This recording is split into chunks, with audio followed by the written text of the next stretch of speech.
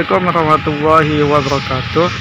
Bapak Tuan Guru yang mau bertanya, ketika Rasulullah SAW dihina oleh orang kafir, apa yang harus kita lakukan? Sekian, wassalamualaikum warahmatullahi wabarakatuh. Waalaikumsalam warahmatullahi wabarakatuh. Nah, ini pertanyaannya cukup bikin hangat suasana ya, bahkan mendekati panas ya. Saat-saat ini kita melihat betapa hangatnya isu tentang penghinaan Nabi yang kita peringati maulidnya di bulan ini, yang dilakukan oleh Presiden Prancis ya, dan konco-konconya lah ya. Siapa yang tidak marah? Sebenarnya tidak hanya umat Islam, tapi juga semua umat harus tidak menerima ini, harus menolak ini. Kenapa? Ketika kita menghina Nabi Muhammad SAW, siapapun yang menghina Muhammad, itu sama dengan menghina apa ajaran yang dibawa. Dan ajaran yang dibawa adalah tentang kemuliaan Nabi Isa. Ajaran yang dibawa adalah kemuliaan Nabi Musa. Ajaran dibawa adalah kedamaian dan lain sebagainya. Menghina Nabi Muhammad sama dengan menghina semua agama. Mereka yang menghina Muhammad sebenarnya mereka menghina diri sendiri juga, menghina agama mereka sendiri juga, Nabi mereka sendiri juga. Karena Nabi Muhammad membela nabi-nabi mereka. Di dalam Al-Quran Allah Subhanahu Wa Taala kalau berbicara tentang sikap kita ya, itu bisa saya bagi menjadi dua bagian. Bagian pertama adalah sikap kita, yang kedua mengetahui latar belakangnya sehingga kita tahu bagaimana mencegahnya. Jadi pencegahan dan sikap. Untuk sikap, dalam Al-Quran, dalam surat Al-Hijr, Allah mengatakan inna kafainakal mustahzi'in. Allah sendiri sudah katakan begitu. Aku memeliharamu atau kami memeliharamu dari hinaan dan cacian mereka, orang-orang yang mencaci. Kalau Allah sudah pelihara, semestinya kita tidak perlu pusing. Allah yang akan pelihara. Di dalam satu hadis, sesungguhnya Nabi dihina itu sudah dari dulu. Dari sejak semua kalau kita baca sejarahnya, penghinaan lebih kejam dari apa yang kita saksikan dan dengarkan sekarang sudah terjadi di zaman sahabat, di zaman Nabi sendiri. Tapi coba kita belajar bagaimana sikap sahabat dan Nabi sendiri ketika itu. Kita harus belajar. Sampai Nabi dalam satu hadis sahih riwayat Imam Bukhari, beliau mengatakan, ala ta'ajabuna kaifa yasrifullahu anni syatma Quraisyin wa la'nahum. Kata Nabi kepada para sahabat, tidakkah kalian takjub bagaimana Allah memalingkan hinaan dan cacian kafir Quraisy dariku?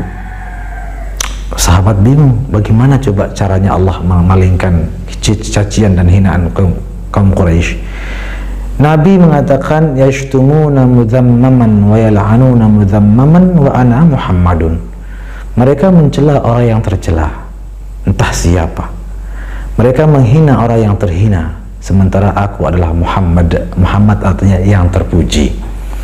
Jadi walaupun mereka menyebut-nyebut Muhammad itu apa namanya, yaitu mereka saja mengaku-ngaku Muhammad, padahal bukan Nabi Muhammad yang ini. Nabi ingin menghibur, sudahlah mereka mencaci orang lain, sementara aku bukan orang yang tercela, bukan orang yang terhina, tapi aku adalah orang yang terpuji. Di dalam Al-Quran sendiri Allah katakan, idza sami'tum ayatillah yukfaru biha wa yustahza'u biha fala taq'udu ma'ahum hatta yakhudu fi haditsin ghairi. Dalam surat An-Nisa kalau tidak salah, Allah mengatakan apabila kalian mendengar ayat-ayat Allah dicaci maki dan diingkari, agama Allah diingkari dan dihina, apa kata Allah? Fala taq'udu ma'ahum, jangan duduk sama mereka, tinggalkan mereka, berpalinglah dari mereka. Dalam ayat lain, a'rid 'anil jahilin, berpalinglah dari orang-orang jahil, hatta yakhudu fi haditsin ghairihi, sehingga mereka berhenti melakukan penghinaan itu. Perintah-perintah ini menunjukkan tentang keindahan agama Islam. Kalau kita membalas dan melawan dengan cara-cara yang justru memperkeruh, bisa berkepanjangan dan menambah sengitnya permusuhan. Tapi lihat bagaimana Nabi bersikap dengan lemah lembut, maka justru itu yang justru sangat mudah meluluhkan hati mereka. Namun yang kita dengar rame-rame sekarang boykot dan lain sebagainya, itu pun juga hal yang wajar sebetulnya, hal yang justru kita dukung. Kenapa? Karena itu termasuk cara yang tidak anarkis. Intinya adalah jangan melakukan cara yang anarkis yang melampaui batas-batas yang sudah digariskan oleh Islam. Kalau sebatas boykot, peringatan keras, itu masih wajar dan sangat kita sangat kita dukung. Namun di sisi yang lain, kita juga harus jauh sebelumnya berpikir berkarya, memproduksi. Artinya apa? Daripada di saat-saat seperti ini kita sudah memboikot, coba dari awal kita sudah banyak berkarya, memproduksi produk-produk yang benar-benar produk tanah air. Kan memang dari awal sudah kita tidak butuh sama. Ini karena mereka merasa dibutuhkan selalu karena kelalaian dan kemalasan kita selama ini. Akhirnya mereka semena-mena. Coba kita berpikir lebih jauh lagi, kita bersikap lebih efektif lagi daripada hanya sekedar sikap-sikap sesaat. Itu mengenai sikap. Sekarang mengenai pencegahan, ini penting. Contoh, anak sama bapak, bapaknya ini tidak dihormati sama anaknya, malah anaknya ini memanggil bapaknya dengan namanya. Misalnya nama bapaknya Saifuddin, Saib dipanggil oleh anaknya. Suatu ketika sang bapak memerintahkan anaknya melakukan sesuatu, dia gemes kata anaknya misalnya, atau dia tidak mau melakukannya. Dilihat oleh tetangga, oleh orang sekitar, apa yang terjadi? Masyarakat tidak menghormati si bapak itu. Kenapa? Anaknya saja tidak menghormatinya, katanya. Sama anaknya saja nggak dihormati, katanya. Begitu. Apa maksud dari perumpamaan sederhana ini? Kadang-kadang kita tidak sadar yang membuat orang-orang luar Islam menghina Nabi, tidak menghormati Nabi kita. Kadang-kadang kita yang terlebih dahulu tidak memberikan penghormatan yang layak dan pantas kepada beliau.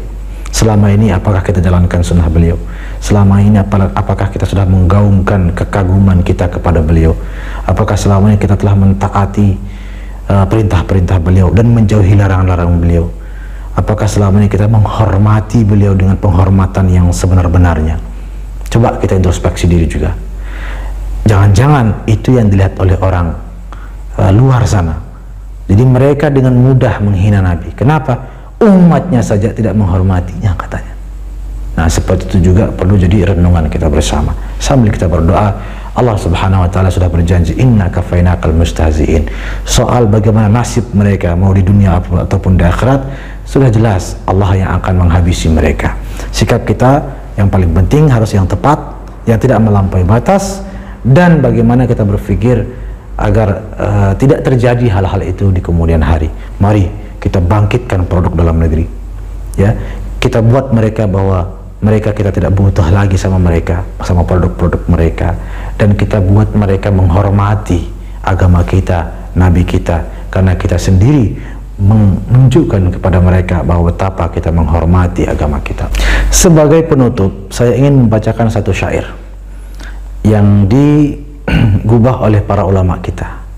Para ulama mengatakan, idza aradallahu nashra fadilatin tuwiyat ataha laha lisana hasudi laula ishti'alun nari fima jawarat ma kana yu'rafu 'arfu 'urfil 'udi. Apa artinya syair ini yang luar biasa ini? Allah ketika ingin menebarkan kemuliaan dan kebaikan, Allah munculkan orang-orang yang hasad dan menghasut di sekitar.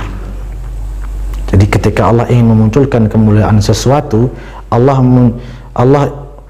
munculkan orang-orang yang hasad dan menghasut di sekitarnya. Kenapa?